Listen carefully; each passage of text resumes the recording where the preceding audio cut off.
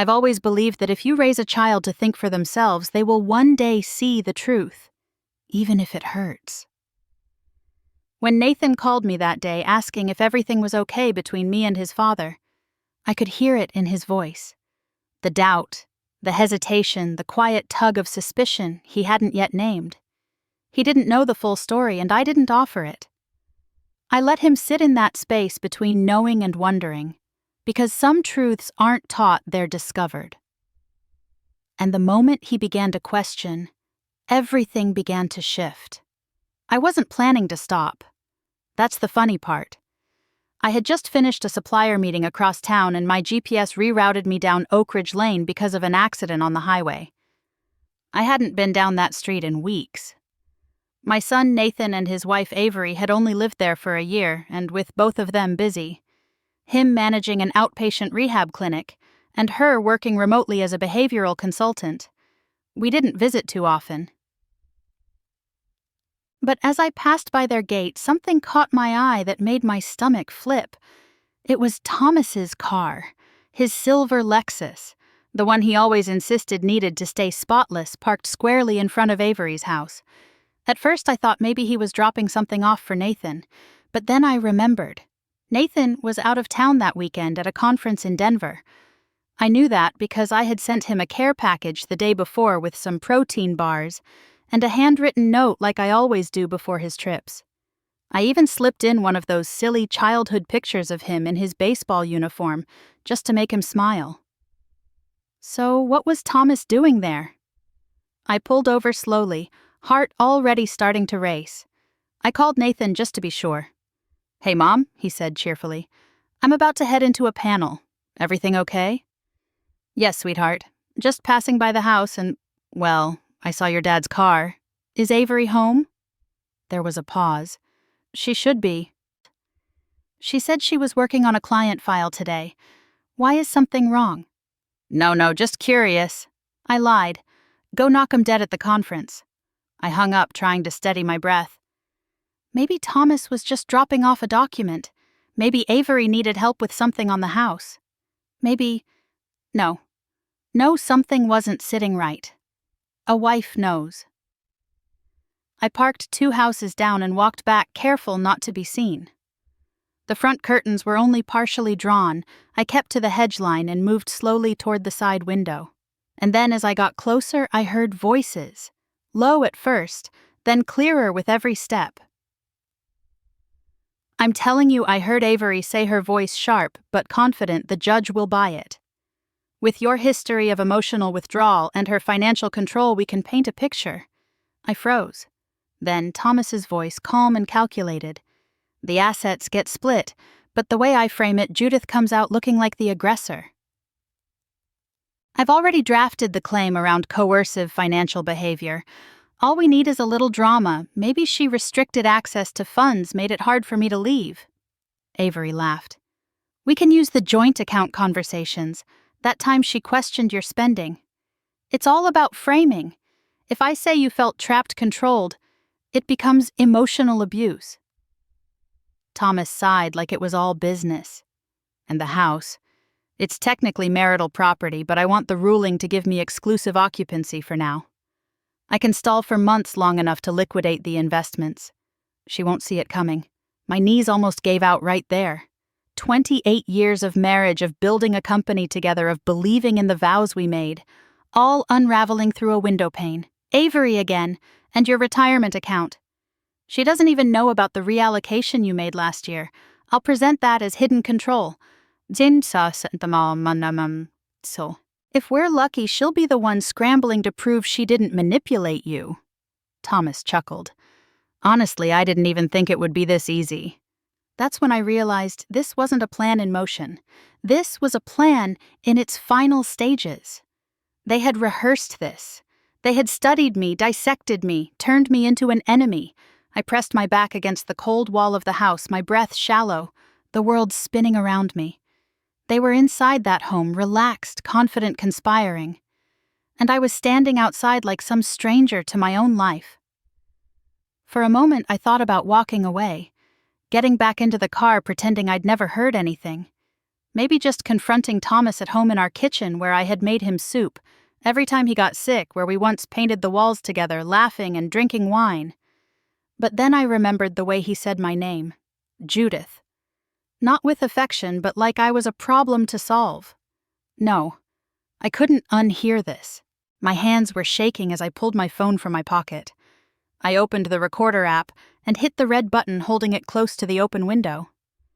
For 15 minutes I stood there capturing every poisonous word that left their mouths, every legal strategy, every lie they were preparing to tell the court, every attempt to rewrite the story of our marriage into a tale of manipulation, of abuse, of me as the villain.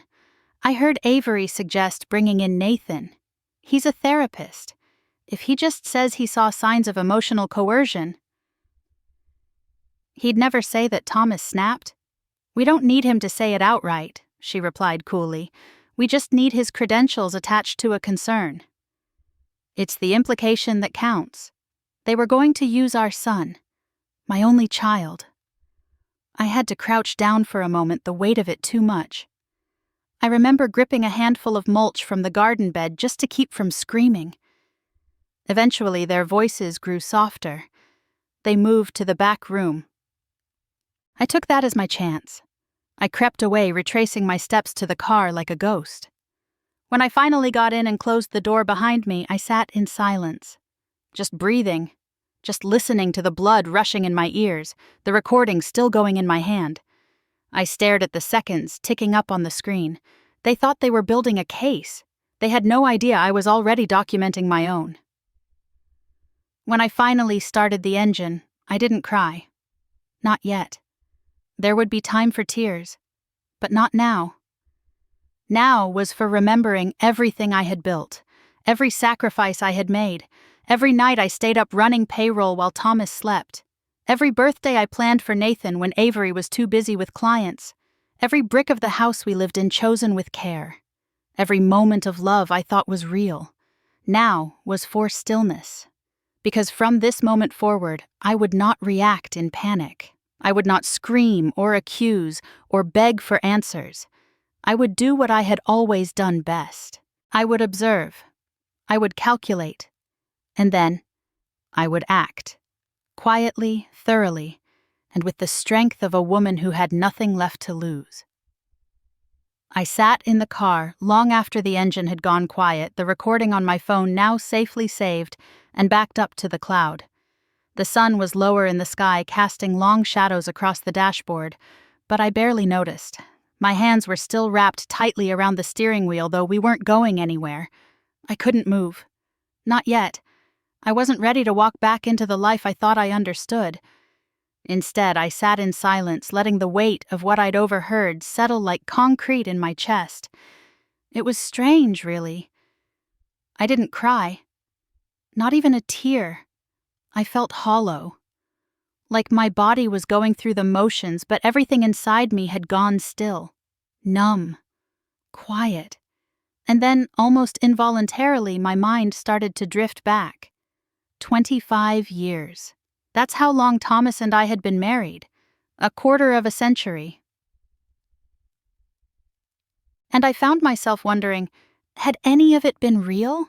I thought back to the first time we met. It was 1996. I had just landed my first big municipal contract.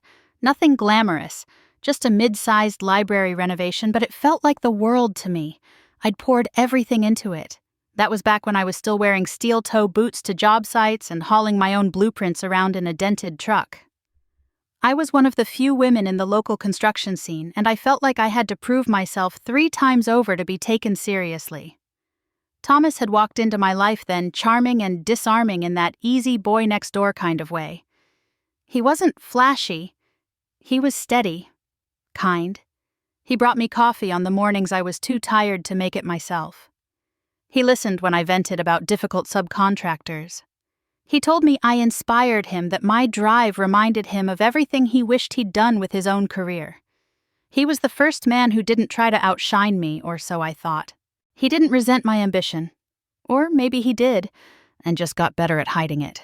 When we got married in 1998, it was small. Backyard wedding fairy lights strung between trees, cheap champagne. I wore a dress I found on sale, and Thomas cried during the vows. It felt like a promise built on something solid. We were a team. I believed that. With every fiber of my being, I believed it. We raised Nathan together. Late nights with fevers and science fair projects, early mornings with soccer practice and lost cleats. Thomas was there. He made pancakes on Sundays. He packed lunches with Post-it notes that said things like, "Go get 'em, champ, and proud of you." He loved our boy, and for a long time I thought that was enough to sustain us. I remembered the way he used to look at me when I came home covered in drywall dust and still smiling. "You're amazing," he'd say. "You really built this life from nothing." And I did. I worked those 18-hour days. I negotiated contracts and laid foundations and led teams of men twice my size. I put in everything I had, every ounce of energy, because I wanted a life that would carry us through the decades. I wanted security. I wanted comfort. I wanted to give my family more than I ever had, and I thought he was proud of me. But somewhere along the way, that pride curdled into resentment. It wasn't a sudden shift, no lightning strike, just subtle changes like water eroding stone. I stopped being inspiring and started being intimidating. He no longer bragged about me to friends. Instead, he'd make quiet comments at parties, jokes that landed with a bitter edge. "You know Judith she runs the company. I just try not to get in the way." When I landed the Morrison Municipal Center contract 3 years ago, our biggest yet $50 million over 3 years, I came home excited, expecting him to pop a bottle of champagne. I thought maybe he'd hug me, lift me off the ground the way he used to when something big happened. Instead, I found him at the kitchen table flipping through a real estate magazine. "This means we can finally get the house on Fairview right," he said without even looking up. "The one with the pool and the wraparound porch." "No congratulations." "No. You did it. Just expectations of what my success could buy." And that was the moment I think I started to see it. Not fully, not consciously. But something cracked open in me. I thought back to all the years I carried the weight of everything. Finances, logistics, strategy, and chalked up his lack of participation to being the quiet type. I thought I was being understanding, giving him space, letting him feel comfortable in his own rhythm. But now I wondered, was I just too busy to see the truth? Had he been quietly pocketing resentment while I proudly carried the load? And Avery? Sweet, charming, overly polished Avery. I welcomed her into our family. I gave her space. I trusted her to love our son, and maybe she did in the beginning.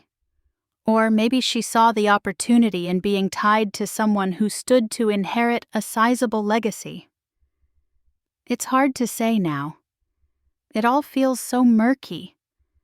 That recording, their voices still echoed in my head. She's controlling. Frame it as emotional coercion. Make it about power imbalance. Use Nathan's credentials. The betrayal wasn't just personal. It was surgical. They knew exactly where to cut. And I realized something sitting there in that car hand, still clutched around the wheel like it was the only thing anchoring me to reality. I had been playing the role of a wife.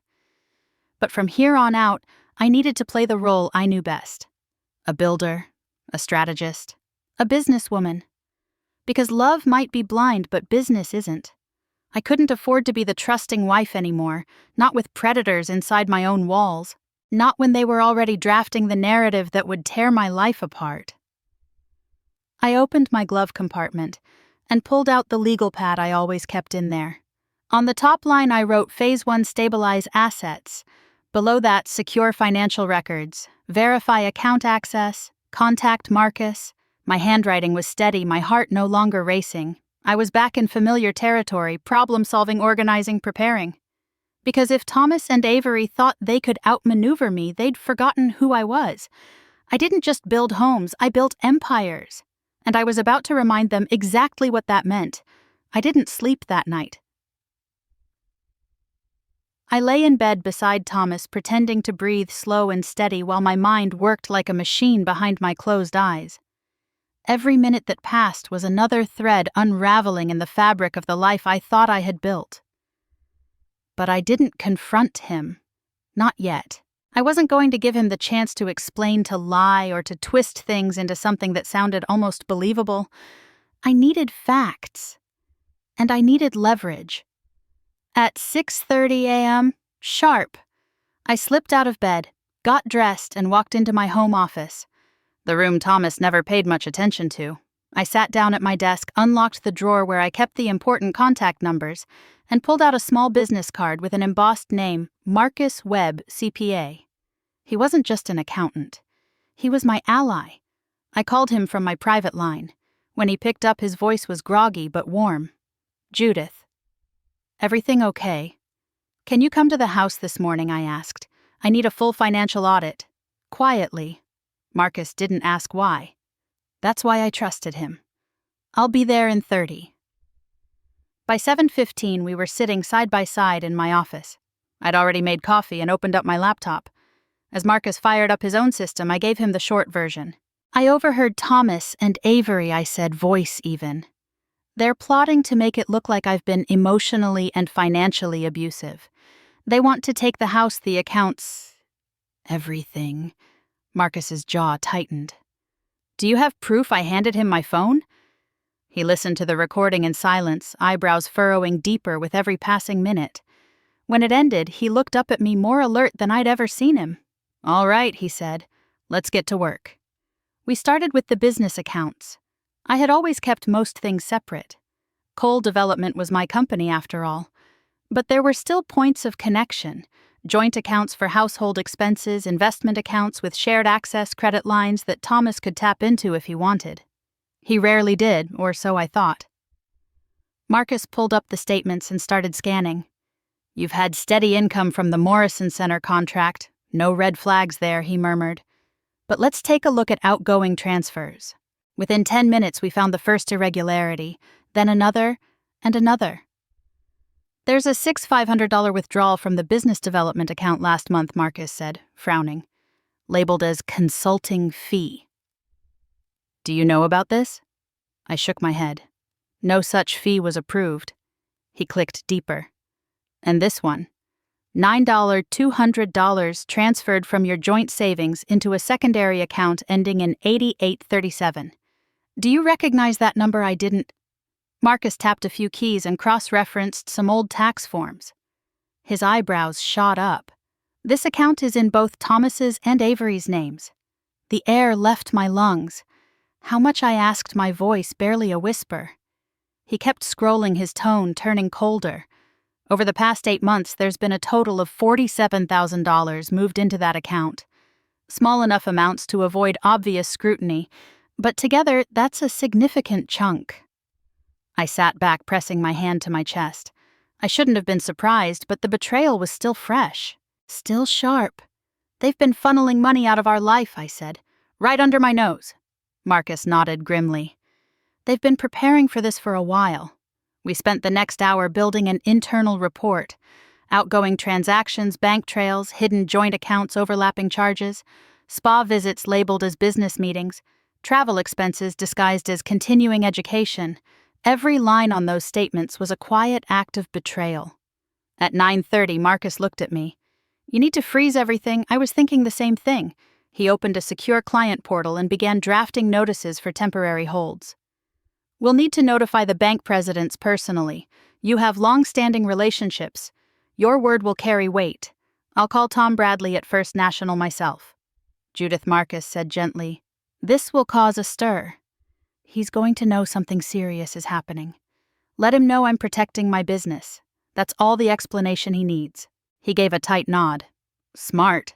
We'll establish that it's part of an internal audit and estate restructuring. That'll keep it off the radar for now." When Marcus left to prepare the official paperwork, I picked up the phone again. This time I called Sarah Chen. She was a forensic accountant and estate planner. I had hired her once years ago to help structure long-term tax optimization strategies. She was sharp, discreet, and ruthless in all the right ways. "Judith," she answered on the second ring. "Good to hear from you. Everything all right?" "Not exactly," I said. "I need to restructure everything." Fast. Are we talking estate planning? We're talking asset protection. My husband is planning to file for divorce under false pretenses. He's partnered with my daughter-in-law. They've been quietly transferring funds, and I have reason to believe they'll try to seize control of assets before I can respond legally. There was a long pause. Then Sarah said, "Come in this afternoon. I'll clear my schedule." I drove to her office just after lunch. She already had the file with my name on it open on her desk.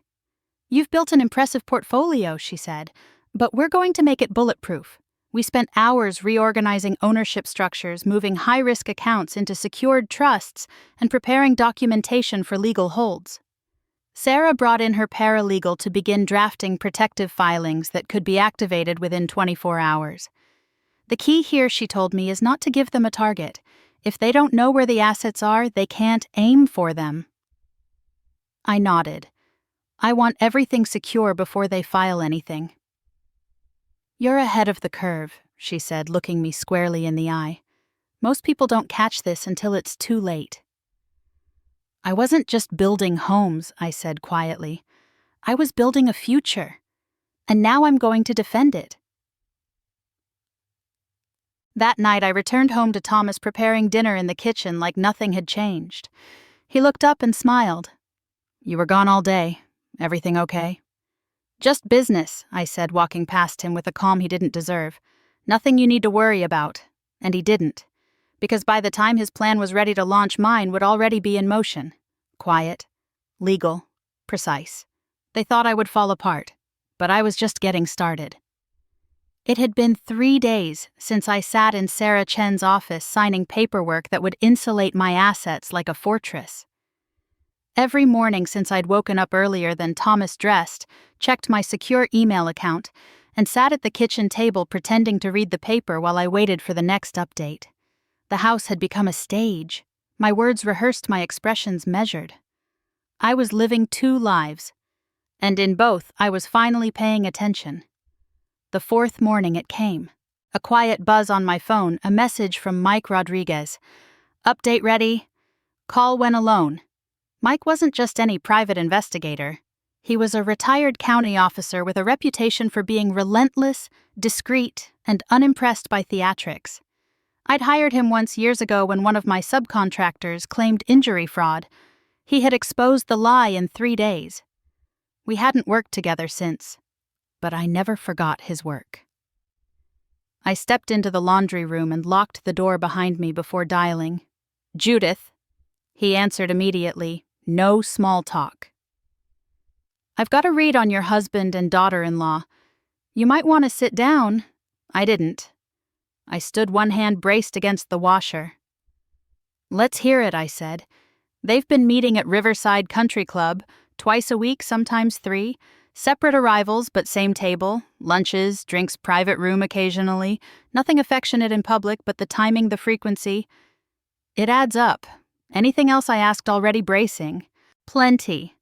Thomas has been withdrawing cash from a secondary checking account, $1,000 at a time regularly. The card is tied to your joint business account, but the spending patterns are personal. Spa treatments, jewelry stores, boutique shopping. Avery was spotted exiting with branded bags on more than one occasion. I closed my eyes, the mental image pressing against my skull. He continued. I pulled Avery's professional history, too. Behavioral consultant listed as part-time private clients, mostly remote. On paper clean. But she's billed nearly $18,000 this year under a shell LLC. Same address as a co-working space. No actual sessions, no client receipts, just invoice trails. So she's funneling money, I said. Looks that way, he replied. And she's using her title to build credibility. Her psychology certification isn't fake, but her practice looks more like a front. And Thomas, your husband has been sloppy. He booked a weekend at the Lakeview Inn in March, registered under a different last name, but the credit card used was his. Security footage shows him checking in Friday evening and Avery arriving 20 minutes later. I didn't speak for a moment. Judith Mike said gently, "They're not just planning to take what's yours. They've already started living like it's theirs." He was right. Every spa receipt, every boutique bag, every glass of wine in the country club lounge, they weren't just spending my money. They were practicing a life without me. A life they were trying to build using the foundation I poured myself into for 3 decades. After I hung up, I opened my secure folder and reviewed the spreadsheets Marcus had created. The cash flow map was as clear as day.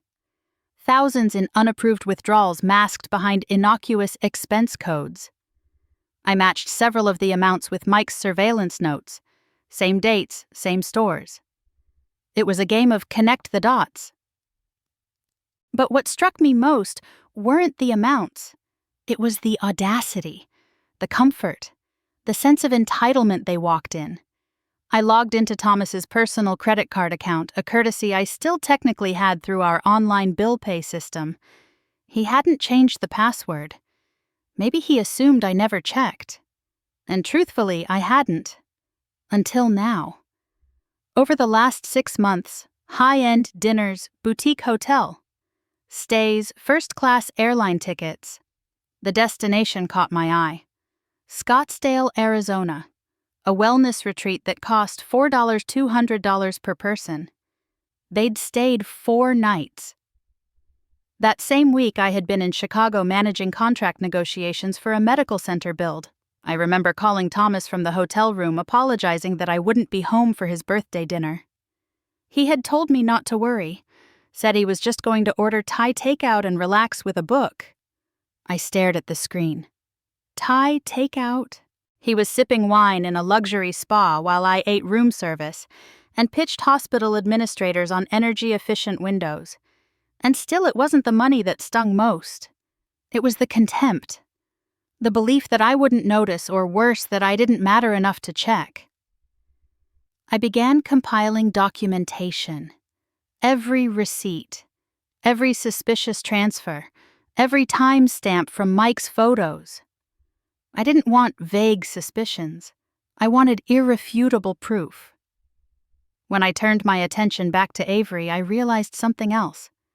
Her biggest strength, her professional credentials, could also be her biggest liability. She'd built her public identity as a wellness consultant.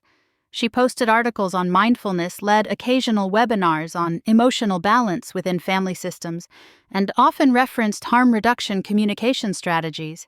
And now she was plotting to weaponize the very language of psychology to dismantle my life. But that strategy cuts both ways. Because in a professional setting, ethical misconduct involving manipulation of credentials, especially to support a false legal claim, carries real consequences. I called Sarah Chen again. I need to add something to our documentation package, I told her. Professional vulnerability, Avery's misrepresentation of her services. Sarah didn't hesitate. Send me what you have. I'll fold it into the affidavit. That evening I cooked dinner like normal. Thomas came home late smelling faintly of cedar and bourbon, probably from the club. He kissed my cheek like he had for years, as if everything was still intact. I set the table for 2, plated the salmon with a lemon glaze, poured his favorite wine. He talked about golf, about the ridiculous wait list for the new Tesla model. I nodded in all the right places, smiled when I had to ask about his back pain. He never noticed that I didn't eat. Later that night, after he went to bed, I stayed up in the living room. The fireplace crackled as I reviewed one last piece of evidence. Avery's latest article on psychological integrity in marriage counseling. She wrote about trust, about boundaries, about honesty. She didn't even blink when she lied. I sat there a long time staring into the fire. They had underestimated me. Because I wasn't planning revenge. I was building a case. I didn't want them ruined by rage or scandal. I wanted them undone by their own contradictions. Their own paper trail. The game they were playing required me to panic, to lash out, to become the woman they had scripted in their story. But I wasn't going to give them that satisfaction. I was going to give them the truth. And nothing is more dangerous to liars than a woman with proof, patience, and a plan. The call came on a Thursday evening just after sunset while I was rinsing rice at the kitchen sink. The phone buzzed on the counter with Nathan's name flashing across the screen. I dried my hands on a dish towel and answered, trying to steady my voice. "Hi, sweetheart." "Hey, Mom," he said, and I could tell instantly something was different. His voice was careful, like he was testing the water before jumping in. "You have a minute, always," I said, trying to keep my tone light. "Everything okay?" There was a pause on the other end, not the kind filled with noise or distraction, but the kind where someone is deciding whether or not to say what's really on their mind. "Can I ask you something?" he said finally. "Of course. Is everything okay between you and Dad?" I closed my eyes just for a second. The question shouldn't have surprised me. Nathan was always perceptive even as a child. He could read a room before he could read a book. But still hearing it aloud made something inside me clench. "What makes you ask?" I said gently. I don't know," he exhaled.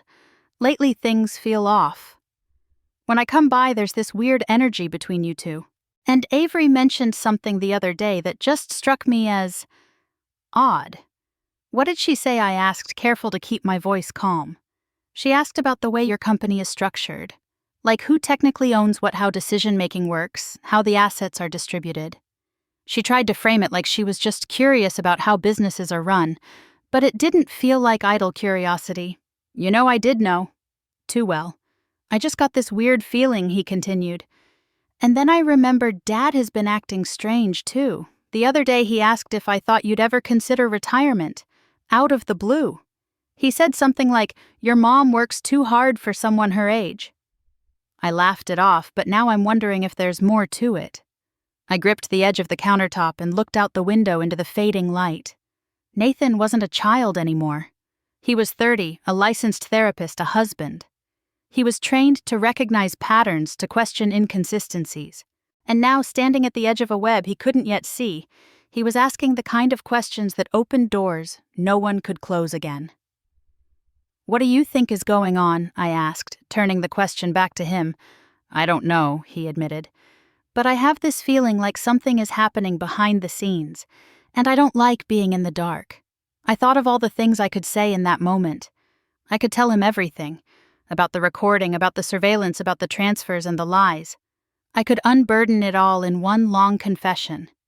But instead I stood there, breathing through the ache in my chest, and said the only thing I could. "I appreciate you asking," I said quietly. "But for now everything's fine. Just normal family stress. You don't need to worry." There was silence on the line. "Okay," he said eventually. "If you say so." But I knew he didn't believe me. Not fully. After we hung up, I stared at the phone in my hand for a long time. The mother in me wanted to protect him. The strategist in me knew that information was power and he wasn't ready yet. He needed to come to his own conclusions. He needed to look at the woman he married and see the cracks for himself. That night I pulled out one of our old photo albums. The one I kept tucked in a bottom drawer, filled with moments too ordinary for Instagram but too precious to throw away. Nathan's first birthday. His middle school science fair. The day we surprised him with a puppy. Thomas smiling in the background, holding the leash, pretending to be reluctant. I flipped through the pages slowly, my thumb brushing against the glossy edges. There was a time when everything looked whole, not perfect but solid. Honest. Now those smiles looked like artifacts. The next morning I received a message from Mike Rodriguez. Confirming observation, Avery made 2 phone calls last night, one to a financial advisor, one to a former coworker. Both included inquiries about personal financial planning and contingency clauses in divorce settlements. I stared at the message, reading it twice. Avery wasn't wasting time. She was laying the groundwork. And she was counting on Nathan being either oblivious or loyal enough to stay quiet, but he wasn't either of those things. That afternoon, he stopped by the house, said he was in the neighborhood, just wanted to see how we were doing. He sat at the kitchen island while I sliced strawberries and offered iced tea. "I talked to Avery again," he said, watching me carefully, asked her why she was suddenly so interested in business structures. She said something vague about wanting to be more involved in our long-term planning. But she got defensive, told me I was reading into things. I nodded, encouraging him to keep going. She's never cared about the company before. Never even asked what the contractors do, let alone how the finances are split. People change, I said, softly avoiding his gaze. Or they reveal who they've been all along, he said. That stopped me. He leaned forward, elbows on the counter. I know you're not telling me everything. And that's okay. I get it. But I want you to know, if something is happening, if Dad or Avery are putting you in a bad position, you don't have to go through it alone. I blinked back tears, not because of what he said, but because of how he said it. There was no pity in his voice, no panic, just a quiet, unwavering loyalty that reminded me why I had built everything in the first place. I appreciate that I said, more than you know. He stood up, kissed my forehead, and said, You always taught me to trust my instincts. I'm just trying to follow that lesson. When he left, I closed the door behind him and let the tears fall. Not from fear, from hope. Because the line had been drawn, not by me, but by him. And without even knowing it, Nathan had chosen his side. While I was quietly organizing documents and sealing legal protections behind the scenes, Thomas and Avery were moving faster than I expected. I could feel it in the air. Small changes in their body language, the more frequent hushed phone calls when Thomas thought I wasn't paying attention, the look of quiet calculation Avery wore like perfume. They were no longer laying groundwork. They were setting the plan into motion. The confirmation came through Mike Rodriguez just before lunch on a Monday. He called, voice low and measured. Judith, they met with Linda Hawthorne yesterday, 2 hours behind closed doors. That name alone made my stomach tighten. Linda was known in legal circles as a scorched earth divorce attorney. She didn't settle. She didn't compromise. She was the kind of lawyer you hired when you wanted to win by humiliation, not just by law. They're accelerating. Mike continued, You need to be ready. I already am, I said. But the truth was, hearing her name felt like someone had struck a match near dry leaves. I knew what it meant. This wasn't going to be some civil dissolution. Thomas and Avery were preparing for war, and they were about to rewrite the narrative completely. Avery was smart, dangerous smart. She understood that facts weren't always enough in court. Perception could tip the scale just as easily. And if you could cast someone like me, a successful financially independent woman, as domineering, cold, manipulative, that would open the door for sympathy and, more importantly, a favorable division of assets. They were going to flip the script, make me the villain. By Tuesday, I received an anonymous tip, though I suspected it came from someone at the country club with a quiet conscience. Thomas had been openly discussing a strategy of financial control, citing my obsession with money and how I denied him emotional and financial freedom for years. They were laying the groundwork to claim I used our finances to control and isolate him, that I restricted his spending, that I undermined his independence. In their story, I was the puppet master, and Thomas the long-suffering husband too afraid to speak. They were building a character I didn't recognize, and worse, they were preparing to parade that version of me into a courtroom. And then came the lowest blow. They planned to use Nathan.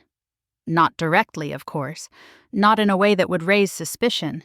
But Avery had already drafted a statement, a psychological profile of sorts, suggesting that Nathan had observed patterns of subtle, coercive behavior in our home growing up. That as a trained therapist, his silence on these matters was a sign of repressed normalization of maternal control. They weren't just trying to exploit their access to him. They were twisting his career into a weapon. I received a copy of the draft from Sarah Chen, who had intercepted it through one of her legal contacts. My hands shook as I read it. The tone was professional, academic, sterile, a deliberate detachment mimicking Nathan's clinical style. But it wasn't written by him. Every word came from Avery. They had the audacity to forge his voice. I sat back in my chair and stared out the window at the garden. The roses Thomas once planted for our anniversary were in bloom, bright against the summer light. I had always loved that he chose something alive and growing over something wrapped in a box. It felt symbolic, thoughtful. At least it used to. Now it felt like a gesture borrowed from a better version of him. I picked up the phone and called Sarah. "They're using Nathan," I said, not bothering with a greeting. "They drafted a psychological statement and plan to present it as if it came from him." "I've seen it," she said. "We've already flagged it for future reference." "It won't stand." "It might not stand legally," I said, "but it will plant seeds of doubt, and that's all they need in a courtroom." Sarah paused. "Then we counter it. With real evidence. And if Nathan is willing with a real statement, I won't put him in that position," I said quickly. "Not yet. I want him to come to his own conclusion." "You're a stronger woman than most," she replied. "Most mothers would have stormed in by now." "I'm not here to storm," I said. "I'm here to win." Later that evening, I walked into our bedroom to find Thomas on the phone again. He ended the call quickly when he saw me. "Everything okay?" I asked. "Just coordinating some payments with the club," he said, his tone casual. "You've been busy lately." "Just tying up loose ends." He smiled the same smile he used to wear when we were younger, when we were aligned. Now it felt like a mask. I wondered how many times I had mistaken his calculations for contentment. He turned the conversation toward the mundane. Asked what I wanted for dinner, suggested sushi. Said he was craving something light. I agreed. Let him order. Let him pour the soy sauce past the chopsticks. Talk about some new golf equipment he was thinking about trying. He had no idea I was documenting everything. Every suspicious charge, every misleading comment, every attempt to manipulate our shared history. That night after he fell asleep, I sat in my office and reviewed the timeline I had built with Sarah and Marcus. It was bulletproof. The digital receipts, the surveillance photos, the email drafts from Avery's shared drive that Mike had pulled discreetly, the false financial disclosures, the planned testimony that mirrored none of Nathan's actual observations. I wasn't preparing to defend myself anymore. I was preparing to expose them, because they weren't just rewriting our marriage, they were trying to erase my life one legal fiction at a time. And I had spent too many years fighting for everything I built to let it be taken by a man too cowardly to leave honestly, and a woman too arrogant to know when she'd gone too far. Let them come with Linda Hawthorne and her fire and brimstone tactics.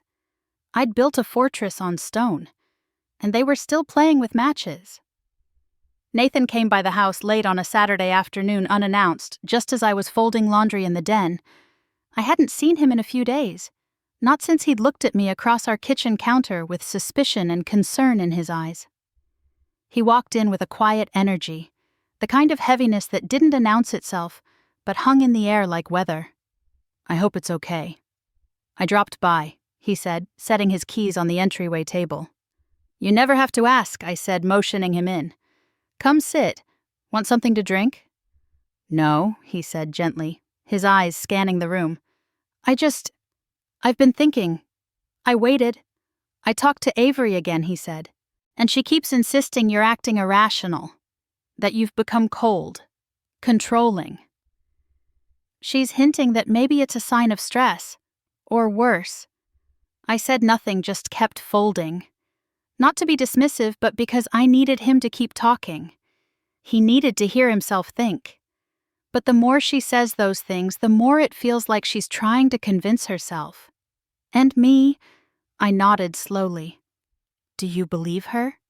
His jaw clenched. "I want to. She's my wife. And I'm your mother." "I know," he said, rubbing his hands together.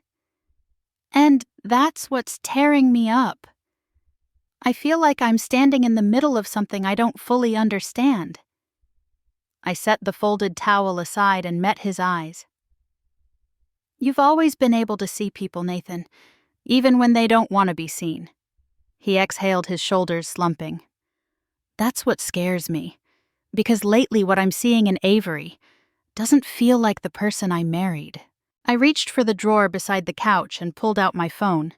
I tapped open the folder labeled Evidence, found the original audio file, and pressed play. Then I handed it to him without a word. He hesitated, looking at me for confirmation. "Just listen," I said. "Then decide what's real." The recording began. He sat quietly as his father's voice came through the speaker, calm, methodical, cruel in its precision. Then Avery's voice, crisp and familiar, tossing out terms like coercion and narrative framing like she was discussing case notes, and not my life. For the first minute, Nathan didn't react. He just listened, eyes forward, face still. Then came the part where Avery suggested using his psychology credentials to give weight to a false claim, that he could be positioned as a passive witness, that his silence could be interpreted as validation. His hands tightened around the phone. When his father laughed, at the plan to reframe my success as manipulation, something in Nathan's face changed. His expression didn't collapse. It hardened. He listened all the way through, all 43 minutes. I said nothing the entire time. Neither of us moved. When the recording ended, the room felt impossibly quiet. Nathan set the phone down slowly, like it was something fragile or poisonous. "They were going to use me," he said, voice low and steady. I nodded. "They were going to turn me into a witness against you." "Yes." He looked away toward the window where the afternoon light was starting to fade. "How long have you known I overheard that conversation 6 days ago?" I said. "Everything since then has been about protecting what I built, and protecting you even when you didn't know it." His eyes were glassy when he turned back to me. "I feel sick," he said. "I trusted her. I defended her. I know I whispered. I did too." He rubbed his palms against his thighs like he needed to wipe the betrayal off his skin. "There's no coming back from this," he said. "Not for her, not for Dad. You don't have to decide everything today. I do." He said more to himself than to me, because if I don't, she'll try to get to me first, reframe it, justify it, make me doubt what I know I heard. He stood and paced the room once, twice, then stopped in front of me. "I'm filing for divorce." The words landed with weight but not chaos, like something that had been inevitable finally spoken aloud. I can't stay married to someone who would not only lie but manipulate my profession, my ethics, to destroy my own mother. "I don't expect you to take sides," I said softly. "I'm not taking sides," he said. "I'm standing with the truth." Tears welled up in my eyes before I could stop them. He leaned down and hugged me tightly, and I clung to him like I had when he was 5 and fell off his bike for the first time. "I'm so sorry you had to carry this alone," he said into my shoulder. "I wasn't alone," I whispered. "I had myself, and that was enough. But having you now, that's more than I ever hoped for." He pulled back and looked at me with a clarity that pierced right through the heartbreak. "If you need me to testify," he said, "I will. If it comes to court, I'll tell the truth. All of it. I won't ask you to do that unless there's no other choice. I'm telling you now," he said. "You won't have to ask." We sat down again, side by side, both changed in ways we hadn't planned, but stronger, more honest. It was the moment the tide turned, not with shouting, not with drama, but with quiet conviction. They thought they could tear me down by stealing my son. Instead, they reminded him exactly who I was. And now he remembered too. The courtroom felt colder than I expected, not in temperature but in tone. The walls were a sterile beige, the chairs uncomfortable, and the air was filled with that unsettling hush reserved for legal proceedings and funerals. I sat beside my attorney, James Morrison, a man with a quiet intensity and 30 years of courtroom grace. Across the aisle sat Thomas, impeccably dressed in a navy suit he hadn't worn since Nathan's graduation, and Linda Hawthorne, the attorney known for turning divorces into scorched earth campaigns. Thomas didn't look at me, not even once. I wasn't surprised. Cowards rarely face what they fear. The judge entered the room promptly at 9 a.m. Patricia Hendricks, a seasoned family court judge with a reputation for zero tolerance on gamesmanship. She adjusted her glasses, glanced at the stack of paperwork in front of her, and then looked at both tables. We're here to review an emergency petition filed by Mr. Thomas Weller citing allegations of financial abuse and coercive control. She began, Mr. Weller is seeking a protective order and temporary spousal support pending divorce proceedings. Let's begin with the petitioner. Linda stood voice polished and confident. Your Honor, my client has endured years of quiet suffering. Mrs. Coyne. Weller, while successful in her business, has used financial dominance to control and marginalize her husband's autonomy. What we're asking today is simply protection.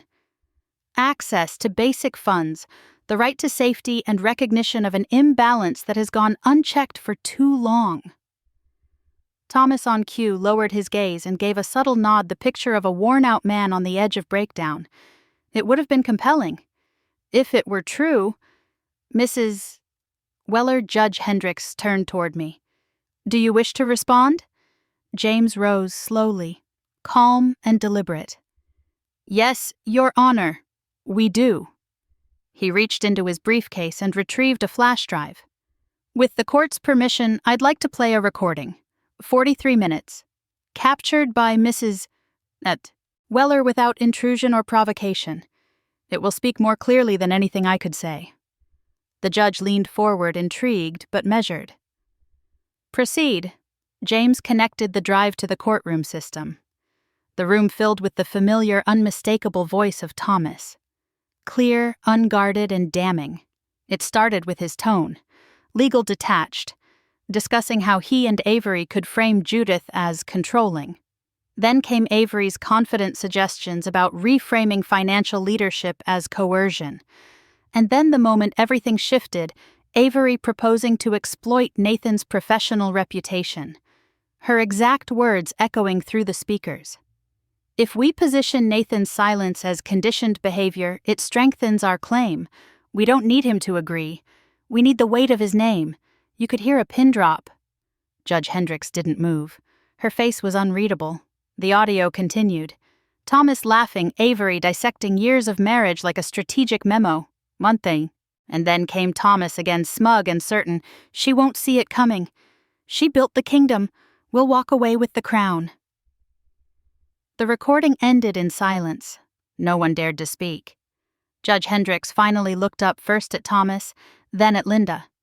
Do you or your client have any response to this evidence? She asked, voice sharp but restrained. Linda looked stunned. Not flustered. Stunned. She turned slowly toward Thomas, who suddenly seemed very small in his tailored suit. His eyes darted, but he didn't speak.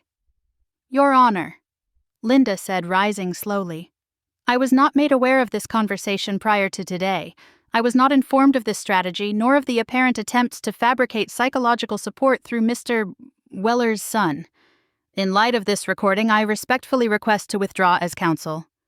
Thomas whipped his head toward her. What? Quiet, the judge snapped. You may step aside, Ms. Hawthorne. Motion granted. Linda gathered her folders quickly, never looking back. The judge turned to Thomas. Mr. Weller, not only have you failed to provide credible evidence of abuse, but this recording suggests a premeditated attempt to manipulate the court, commit perjury, and discredit your spouse with manufactured testimony. I am dismissing this petition with prejudice. Thomas tried to speak, but the judge raised her hand. Sit down. Then she looked at James. Do you intend to pursue further legal action? James nodded. We are preparing to submit documentation regarding financial misconduct, identity fraud involving forged statements and coordinated attempts to manipulate legal proceedings. We also have multiple affidavits confirming unapproved asset transfers and the use of joint funds for extramarital arrangements. Thomas turned pale. Judge Hendricks sighed, removed her glasses, and looked directly at him. Mr. Weller, I strongly suggest you retain new counsel immediately. This court takes perjury and legal manipulation very seriously. Your actions may be subject to referral for criminal investigation. She banged the gavel once. The room remained silent long after she left. I stood slowly, my heart pounding, not from fear but from the intensity of justice actually landing in the room. As I walked past Thomas, he finally looked up. His expression was that of a man watching his future collapse in real time. I didn't say a word. There was nothing left to say. Outside the courthouse, the sun had broken through the morning clouds. I stood on the steps for a moment, breathing it in. Nathan met me by the car. "Well," he said softly, "that was a pretty definitive ending." "No," I said, sliding into the driver's seat. "It's just the beginning." Because what Thomas and Avery never understood was that this wasn't just about protecting what I owned. It was about reclaiming who I was. And now there was nothing left for them to hide behind. Their story had been exposed, not by rage or revenge, but by the quiet, undeniable truth. And that was always going to be my sharpest weapon. News has a way of moving fast in tight circles. Faster still when that news is soaked in scandal. Within a week of the hearing, whispers turned into conversations and conversations turned into facts, spreading through our community like wind through dry grass. And Thomas, once so comfortable basking in borrowed respect, found himself slowly, unmistakably alone. It started subtly the way these things always do. Invitations quietly stopped arriving. Our country club, once the centerpiece of his pride, suspended his membership pending review. The language was polite, but the meaning wasn't. People avoided eye contact in the grocery store. Contractors who used to seek his opinion now walked past without acknowledgement. And the men who once clapped him on the back and laughed at his golf jokes now sat 2 tables away at lunch, suddenly too deep in conversation to notice him. Thomas had always relied on the illusion of reputation. But once that illusion shattered, there was nothing left behind it. No meaningful contribution, no community roots, no long-standing goodwill. The assets he once expected to claim, our home, our retirement, the business profits, had all been shielded, protected, and legally separated in the weeks leading up to the trial. He had underestimated me, but worse, he had overestimated himself. Without a stake in the company and no personal earnings history to rely on, his financial position eroded quickly. The lifestyle he had grown accustomed to, the golf, the expensive lunches, the travel, was suddenly unsustainable. He moved into a rented apartment across town near the freeway where he could hear traffic instead of birds. I know that because Mike Rodriguez followed up once out of habit. He called it a 1-bedroom with a microwave and a folding table. But Thomas wasn't the only one facing consequences. Avery's fall was even swifter. The Board of Behavioral Licensing launched a formal investigation within 48 hours of the court's ruling. Her misuse of psychological credentials in a fraudulent legal context triggered immediate review. They examined her billing practices, questioned her ethics, and uncovered the shell LLCs Mike had previously flagged. A month later, her license was officially revoked. No practice, no clients, no credibility. Her career, like her character, collapsed under the weight of its own pretense. And just like that, the carefully curated image she had built. Brilliant young consultant, compassionate advocate for mental wellness, loving daughter-in-law, was gone. I didn't take pleasure in their ruin. But I did feel something else. Not satisfaction exactly. Not vengeance. Just the cool, steady presence of reality finally settling into place. When people play roles for long enough, they start to believe in their own fiction, but life has a way of exposing the truth when you least expect it. The most revealing moment came 2 weeks after the ruling.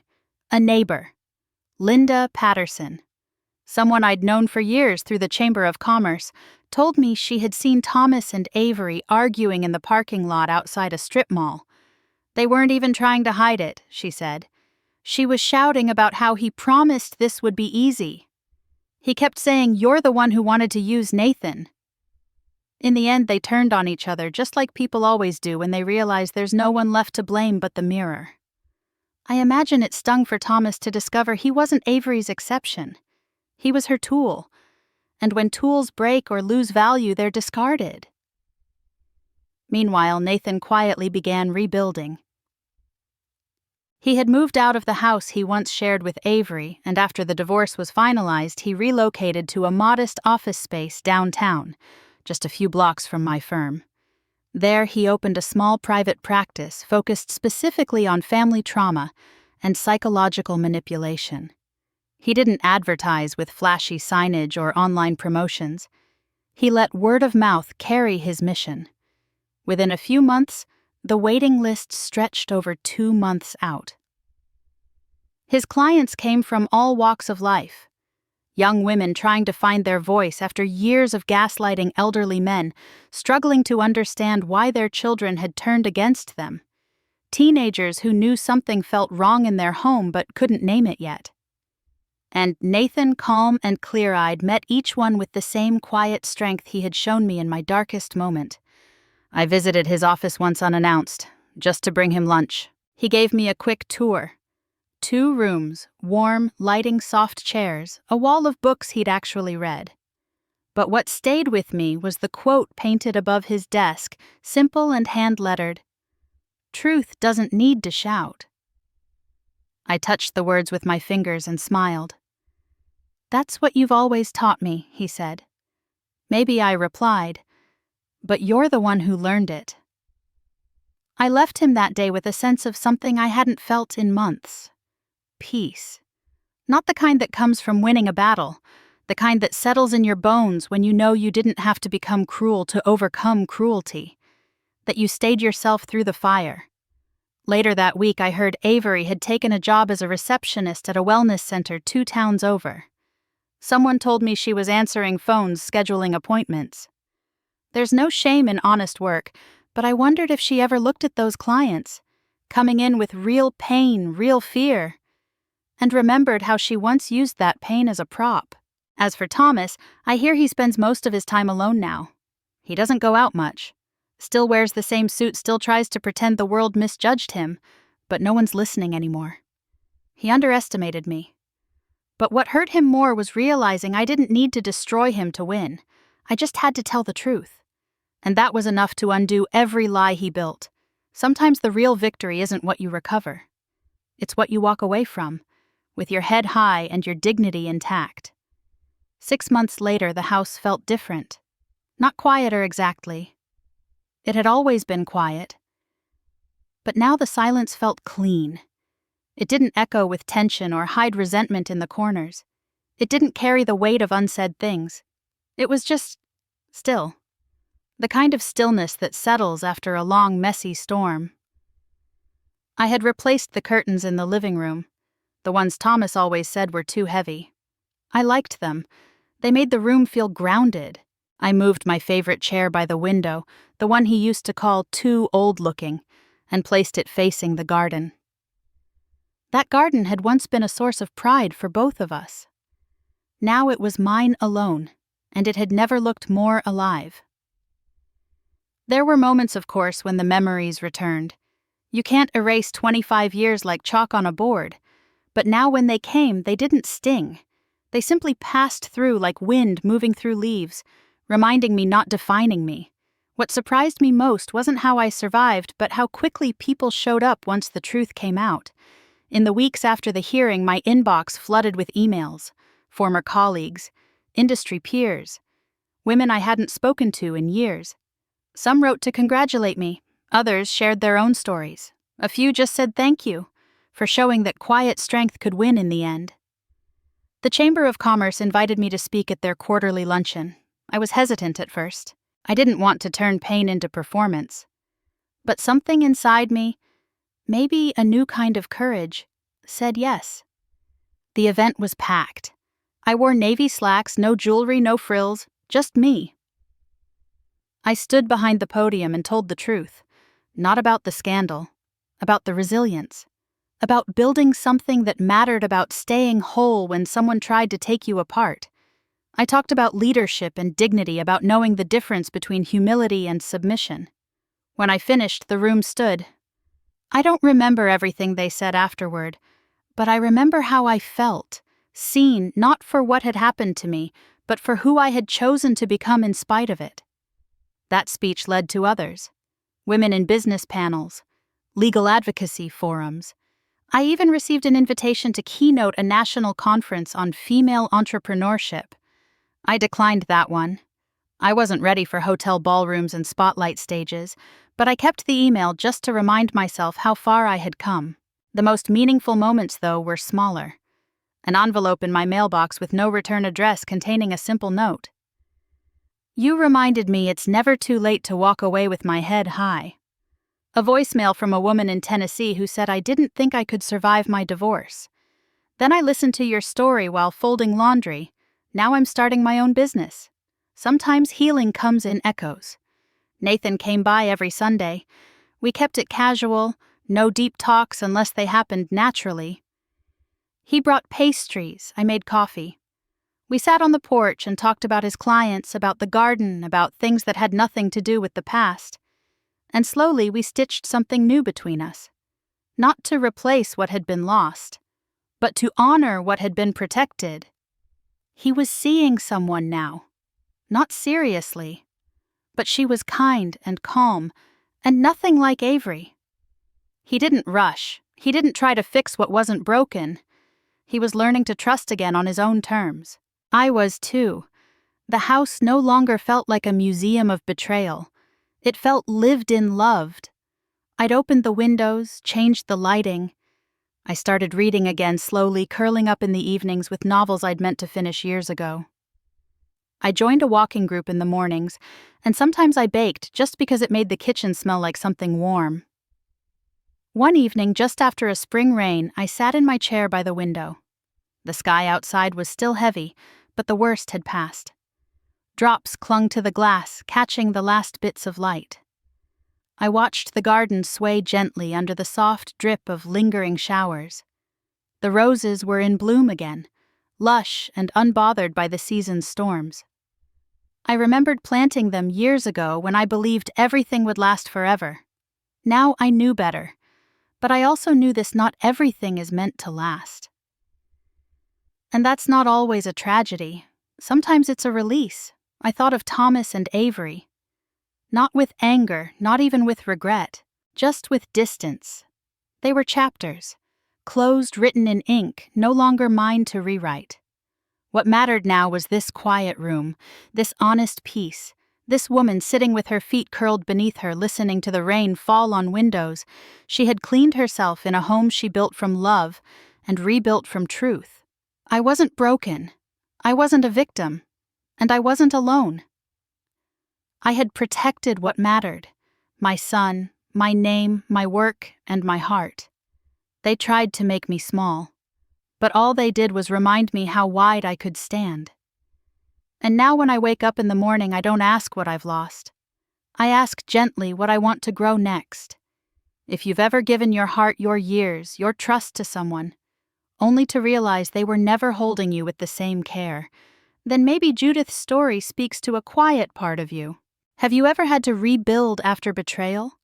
Have you ever found strength, not in fighting back, loudly, but in standing tall, calmly, with dignity? We'd love to hear your thoughts. Share your experience in the comments. Your words might be exactly what someone else needs to read today. And if this story moved you, don't forget to like this video, subscribe to our channel, and tap the notification bell so you never miss a story of courage, truth, and the quiet power of reclaiming your worth. Thank you for being here.